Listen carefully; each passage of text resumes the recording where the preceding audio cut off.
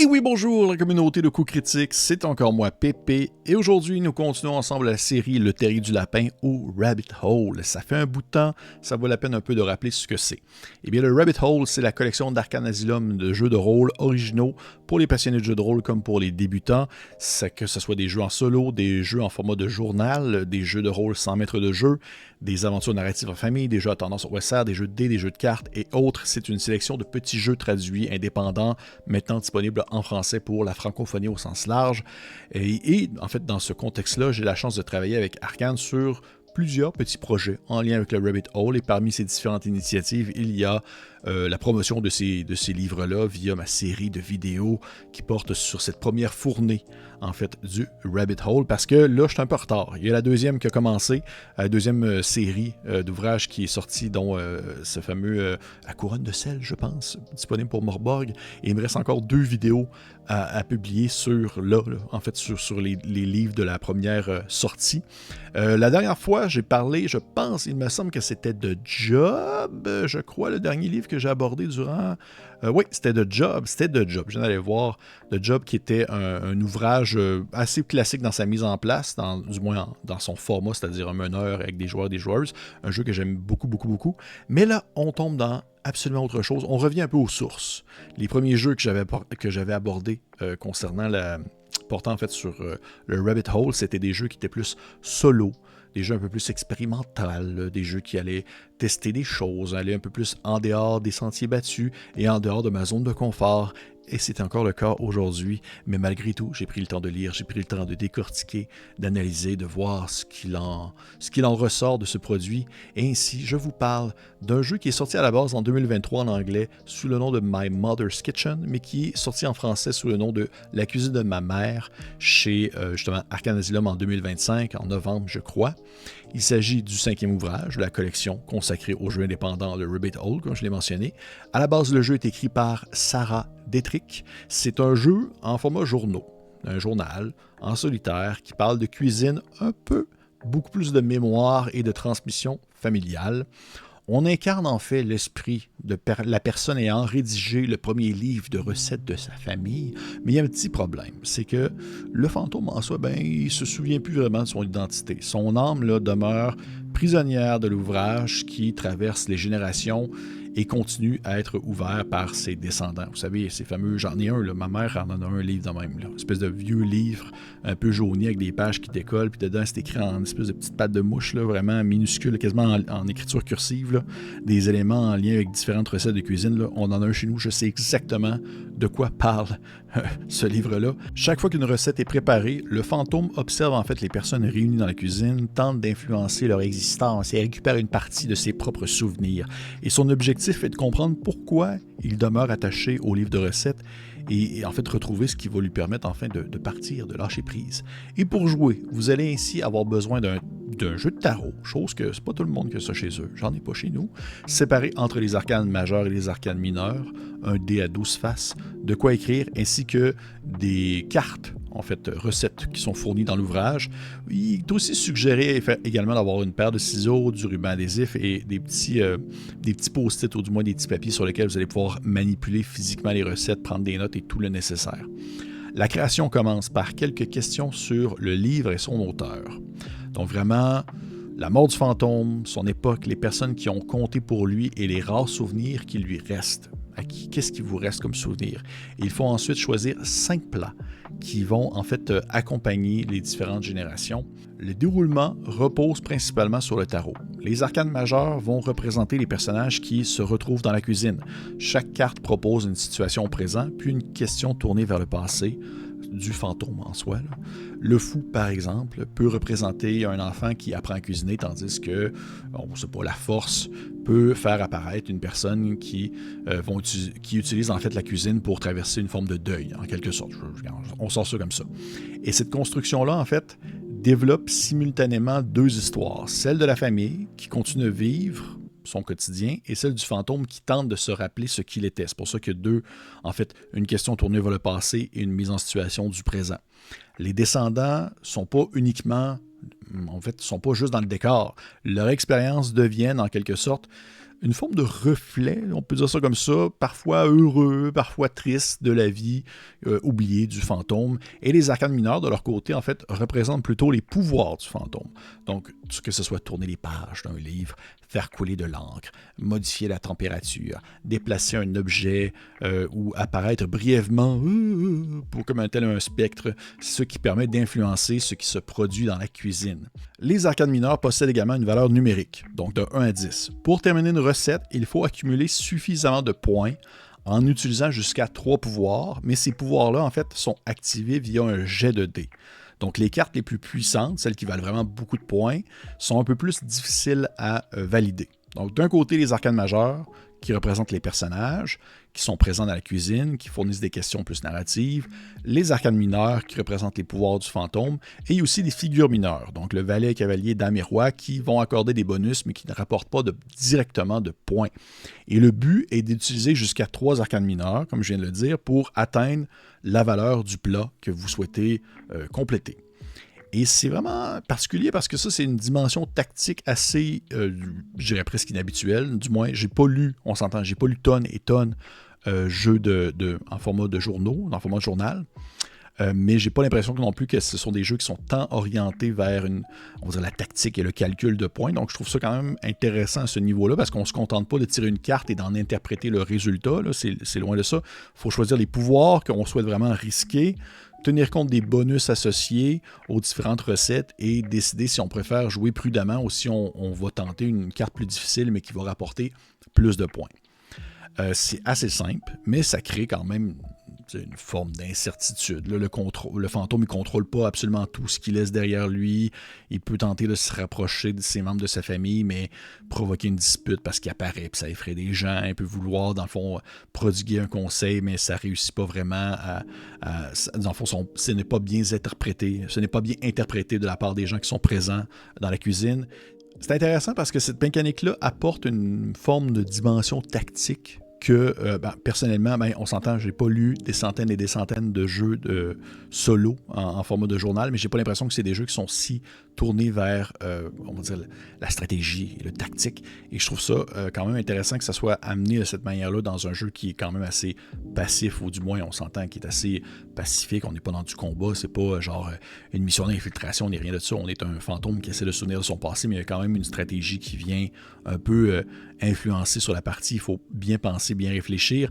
On ne se contente pas de tirer une carte et d'en interpréter le résultat. Il faut choisir les pouvoirs qu'on souhaite risquer, tenir compte des bonus associés aux différentes recettes qu'on veut mettre de l'avant et décider si on préfère jouer prudemment ou tenter une carte plus difficile. Et ça demeure simple. Le système est très simple, mais ça crée quand même un effet d'incertitude. Le fantôme, vraiment, il ne contrôle pas tout ce qu'il a laissé derrière lui. Il peut tenter de s'approcher d'un membre de sa famille pour pouvoir, disons, prodiguer peut-être des conseils, puis ça va soit partir une dispute ou effrayer quelqu'un. Je sais que moi, si ma grand-mère apparaissait dans ma cuisine pour me donner des conseils pendant que je fais un pain au sarrasin, je vais trouver ça bien ordinaire, puis ça se peut que je pleure. Et ainsi, il y a vraiment comme... Tu sais, il y a une différence. La différence est présente entre l'intention et le résultat. Parce qu'on peut tenter quelque chose, mais on peut l'échouer. Et je trouve que ça cadre bien dans le contexte de jeu. On ne sent pas que c'est juste une mécanique poussée pour intégrer une mécanique de jeu. C'est très naturel. Lorsqu'une recette est réussie, le joueur répond à une question sur son origine et conserve la carte. Il peut ainsi découvrir pour qui elle avait été écrite, la recette, comment est-ce qu'elle a été apprise, ou quels regrets lui étaient associés. Parce que oui, on a des regrets dans nos recettes de cuisine.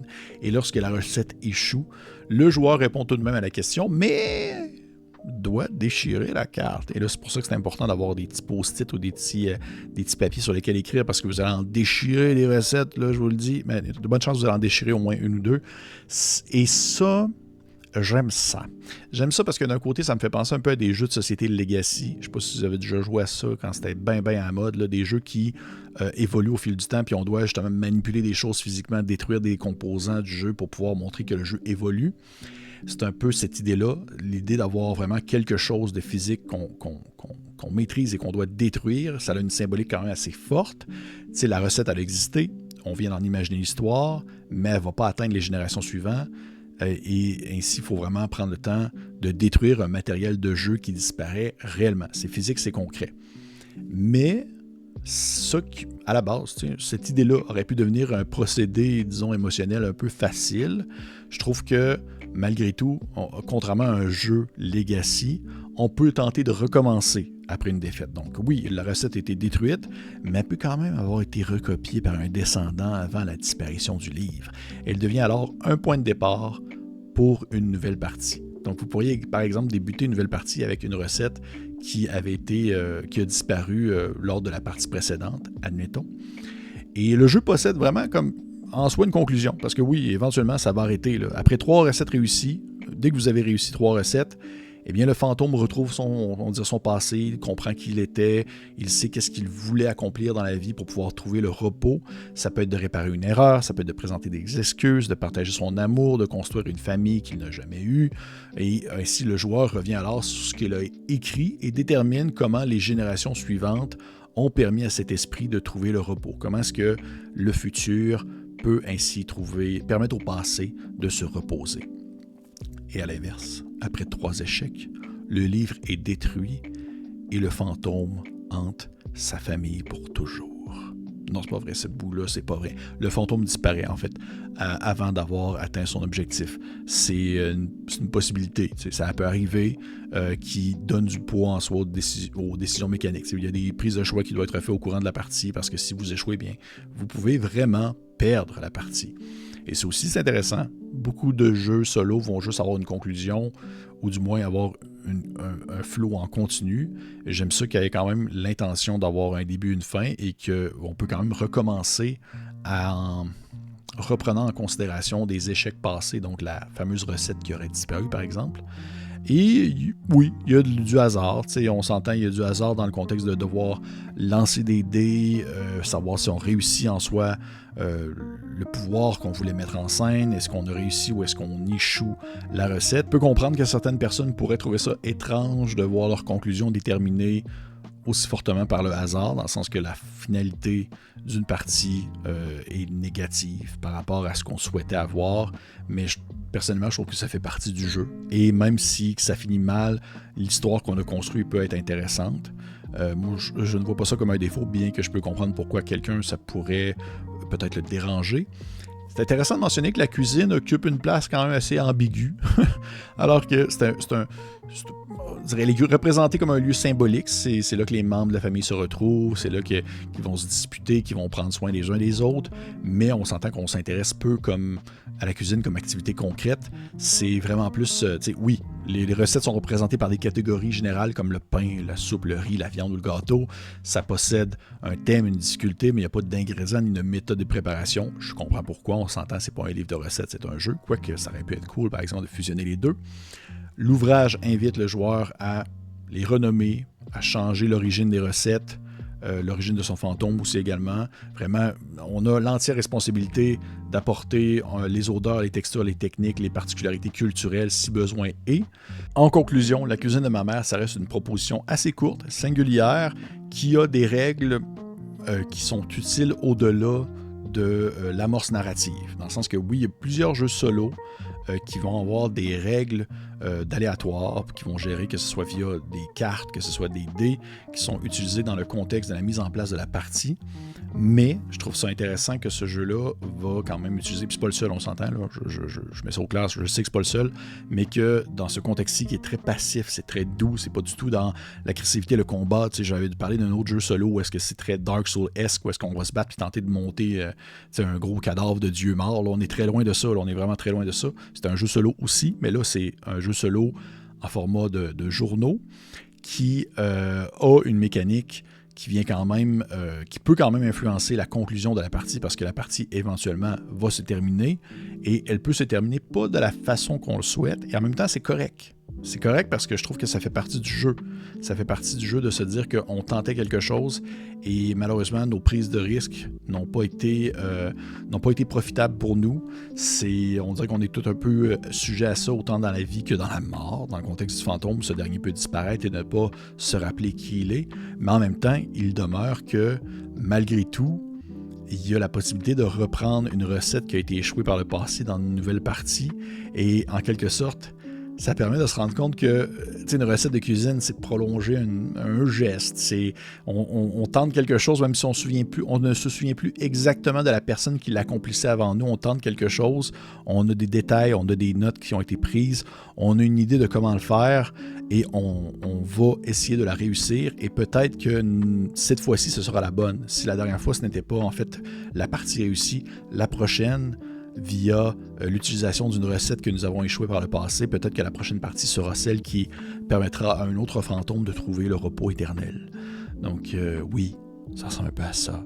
Hein? On finit ça avec une petite touche douce, une petite voix ASMR, je vous parle de jeu de rôle de façon tranquille. C'était La cuisine de ma mère, un jeu de rôle pour la série, la collection, je suis en train d'oublier tous mes mots, la collection Le Rabbit Hole, publiée chez Arkham Asylum, un jeu de rôle qui, à la base, se nommait The Mother's Kitchen, publié par, mon Dieu, je suis en train d'oublier son nom, mais qui est l'autrice? Sarah Dittrich. Sarah Dittrich, l'autrice de Mother's Kitchen, et comme tous les livres, en fait, c'est un détail que j'aime beaucoup de la série Rabbit Hole, tous les livres de cette série-là ont une section à l'intérieur qui échange avec l'auteur. C'est un peu une espèce de entrevue écrite avec l'auteur pour connaître ses intentions, connaître sa vision du jeu, qu'est-ce qu'il souhaitait faire avec son produit et tout ça. Puis moi, c'est un petit détail, un petit plus que je trouve vraiment intéressant. Ça permet de rendre le tout un peu plus personnel. Au lieu d'être juste une traduction, on a quand même l'intention derrière, et ça, moi, je trouve que c'est toujours un petit plus.